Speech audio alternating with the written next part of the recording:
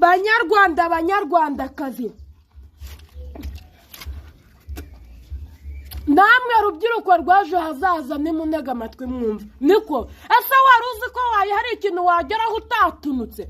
Ahubwo ikibazo ni uko unatunuka n'amaraso akaza, ariko ntugire ikintu ugeraho kuko uba wanyuze mu buyobe.